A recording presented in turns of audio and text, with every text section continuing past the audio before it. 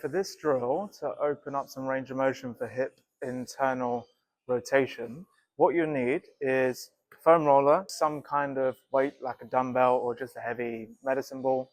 And what we're going to do is position the foam roller that we're going to be applying pressure from the hip bone directly on top of it, a rock solid bone. Then we're going to try and make like a square right angle position with both of our legs and one just stacked on top of the other.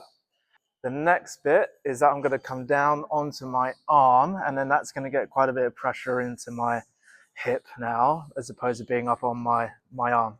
And the next thing is I'm going to get this kettlebell and I'm going to lift it up and place it on top of my other hip joint, right onto the bone. I'm just going to sit here for a little bit and do some deep breathing in from my nose and out from my mouth. The key here is just trying to relax the body into the pressure into the foam roller and with the kettlebell onto the hip.